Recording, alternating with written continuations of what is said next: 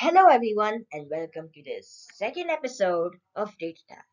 And it's not only about terraforming Mars over there, even if it's blue, but it's also about big lasers like uh, what Orion is holding right now.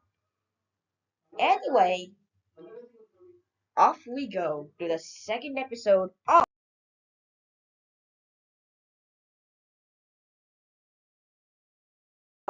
DataDive. Now it's time to terraform Mars together. So now that means we're going to change Mars's appearance, and we're going to turn it into the habitable ocean world like Earth. For example, Terra, meaning, of course, it means Earth. And Mars, we're basically turning Mars into an Earth with habitable conditions. Like there's going to be nice, like a continent there, a continent there. There's going to be like a desert there, and like all of that. Basically, all of that. Like this thing. So, without further ado, let's get started. Now we can see this very unavoidable panel. Missing resources. Mars is a huge wasteland. It's very thin atmosphere and we can't breathe. I mean, if there is like no oxygen, how can we even breathe on Mars? I don't know. It is also very dry too, and it can cause cancer as well. Ouch. So what do we do? Okay, let's get started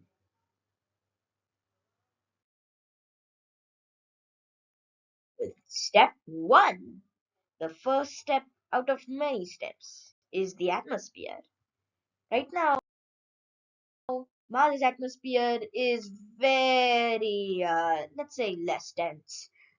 Our Earth's atmosphere is 100 times denser than Mars's atmosphere. This, also, by the way, this GIS is made by NASA with 78% nitrogen, 21% oxygen, and 1% of other gases. Our Earth is very habitable and can withstand anybody, except for aliens, I guess.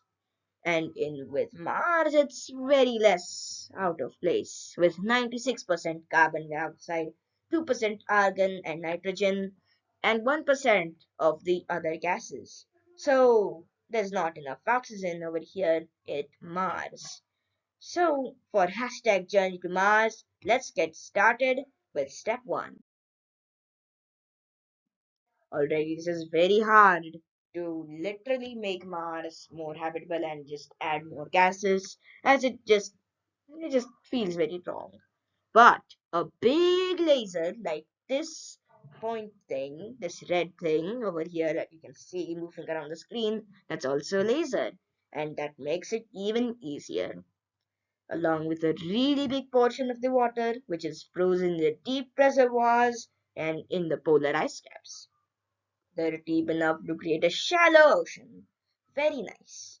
In fact, we can get the oxygen from the iron oxides which give Mars its rust red color. So that means we might be forgiving Mars's red color, but it's okay. I mean, we're not going to turn Mars into red anyways. It's already red. So, how do we free the oxygen? We must use a process called thermolysis, which is occurring in temperatures hotter than the surface of the sun. Yes, hotter like it's gonna be very hot. So we need to melt Mars's surface. That's why we need a big and strong laser. Oh wow, let's probably ignore that thing that I just said earlier and let's continue anyway with step two with the laser building. Now, the most powerful laser beam that has been ever created has been fired at the Oxford University over here with the LFEX, which has been boosted to produce a beam with a peak of 2,000 trillion watts. That's gonna be very hot and very powerful, perhaps more powerful than that gorilla thing. And it comes from an incredibly short duration, approximately 1 picosecond, aka 1 trillionth of a second. For our laser, though, we don't need that trillionth of a second. We need to fire it continuously, and we need to add more energy, perhaps twice as powerful, or maybe 3 times more powerful, like this thing. Obviously, you can probably draw something more better than this because it's a 3D thing from PowerPoint. I'm already limited to PowerPoint. I hope so. It will come later that I'll do something else other than PowerPoint. Hopefully. Anyway, it's time for lasering with step 3. Now we have a very hot Mars with beams burning the entire landscape, melting Mars's surface. But the upsides, 750 kg of oxygen is going all the way up to the atmosphere. Up to the atmosphere we go. Ho ho ho! Yay! After they go away, though, after the beams go away, the ground cools down, and the snow suddenly falls. Mars is still very cold, but now comes evaporation. The water from the ice caps and deep on the ground evaporate. Then they condense into the clouds and rain down the surface. Then you see a puddle, a lake, a river, and then the oceans form, which are saltier than Earth. It will take at least 50 years or half a century to oxygenate Mars. Now comes the very fun part. We can design Mars and shape Mars. Like we can design where water could show up. Like we can put water there and we can put water here too. And since there is this Martian, there's this huge Martian mountain over here, let's add some water here to make it even more decorative. Like, yeah, you get the point. We can we can make some nice salty ocean basins and some rivers going through Mount Olympus, Mons Olympus and Valles Menores, the mountain chain. But there is something very scary. It is very flammable. So, what can we do?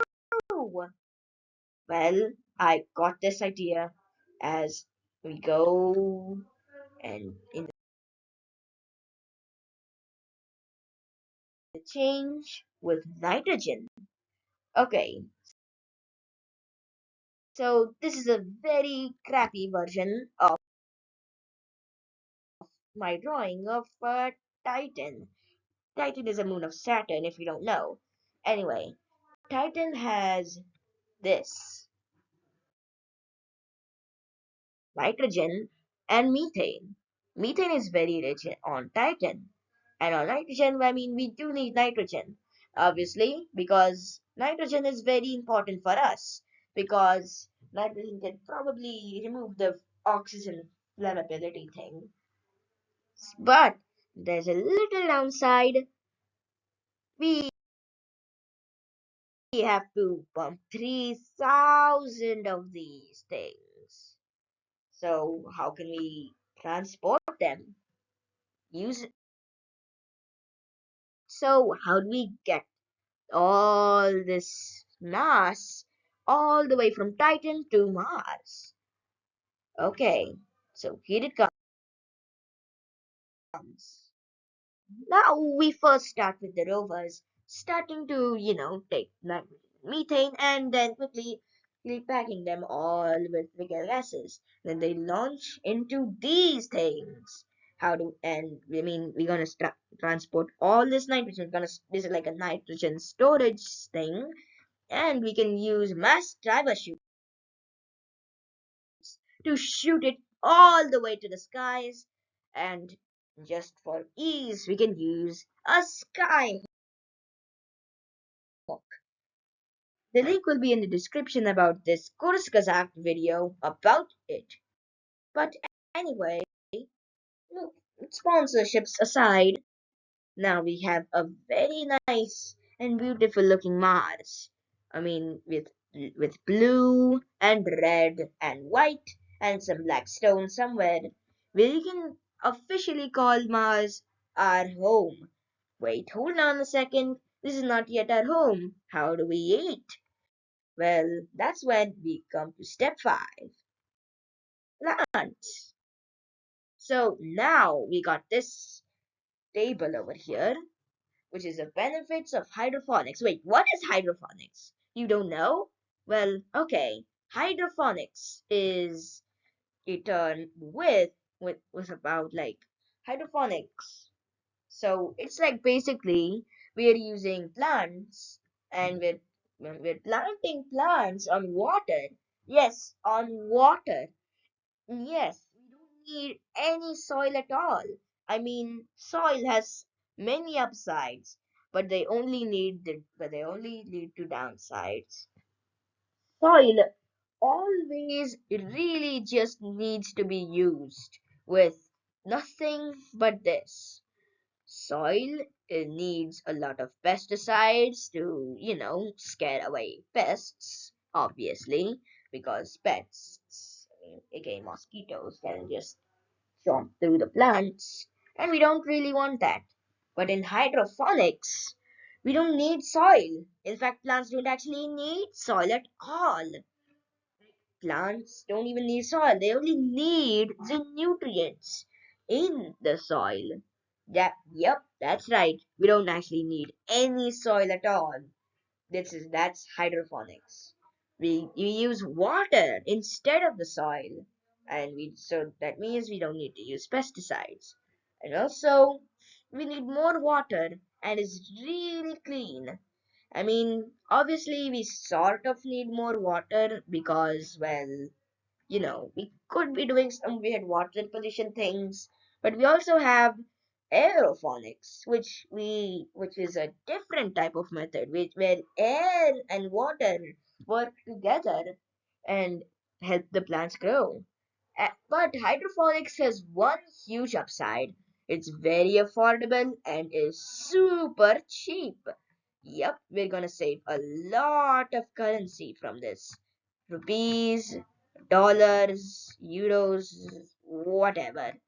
Anything. Like it can be saved with this hydroponics. We can really save a lot. Now with plants, now we can put some animals, basically the animals on water. Like basically we got the water. Wait, hold on. Basically we got the water and the water animals. Yeah, those guys. The fishes. The fishes can live on water, and then maybe due to after some millions of years after evolution, we might get even more. We can probably introduce plankton before we introduced fish, and but after the plankton is put, then we can put the fish, and then after the fish we can obviously put krill, which is useful for the dolphins.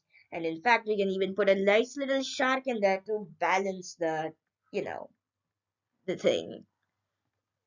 Now we got a lot more animals, but what about life on land? It's way more harder, but a laser could make it easier. So we have our laser here, and this is Mars. Let's quickly go a little ahead.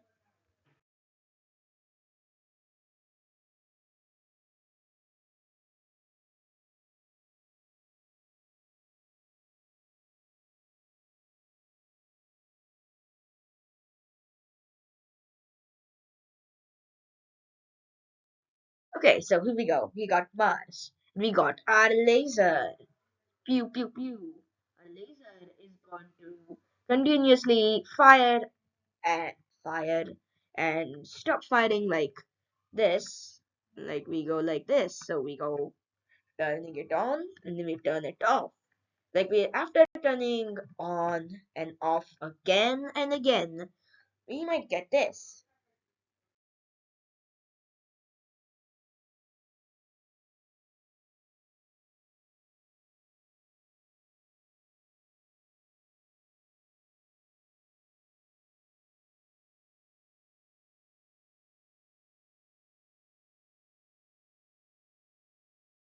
After putting some water, we get this sort of dark mud over here.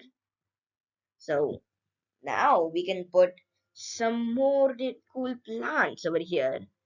We can enrich this with some of these things, of some bacteria that can converge nitrogen and turn them into nitrate compounds to feed the plants.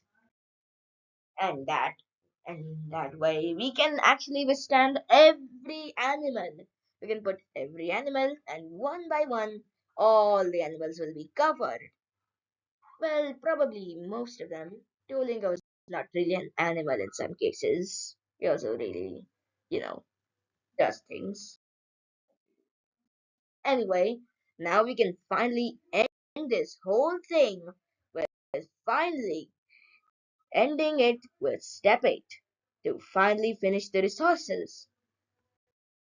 So now with the finishing touches, with the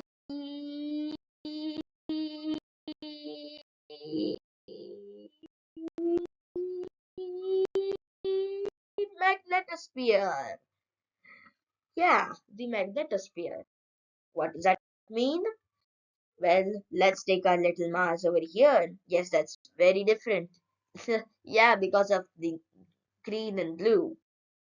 Now, we need this. This is like our magnetosphere. We need it to protect the UV rays, or else the UV rays come here.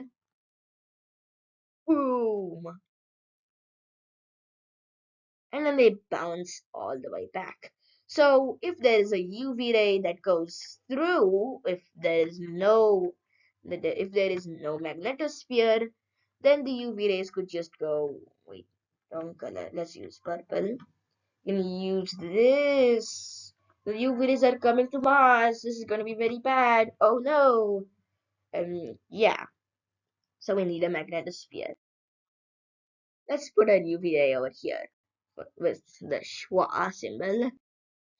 Now we need how to make this our thing. How to make a literal blocker like our magnetosphere. It should not be very big. It just needs to be enough to reflect the UV rays.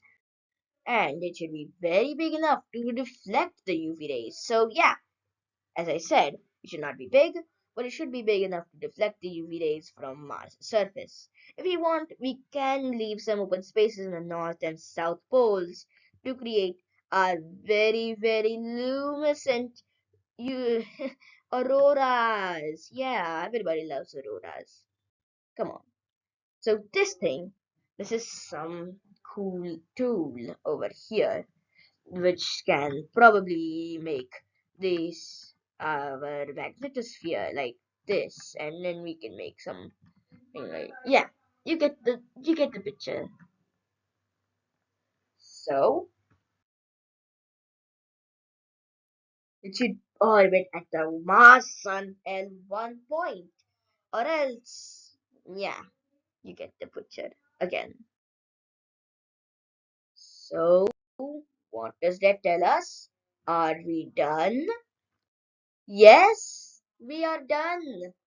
And now we can finally finish off the second DataDive YouTube video. I hope you guys enjoyed, but just remember, DataDive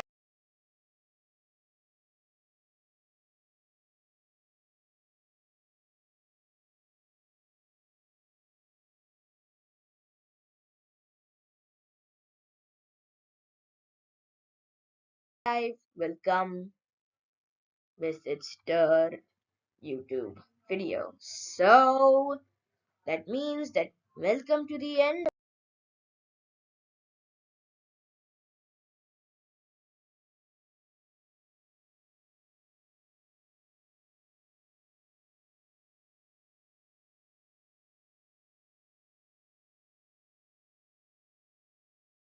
of the video. So it's me, the DataDive Rishi Mestri, signing off.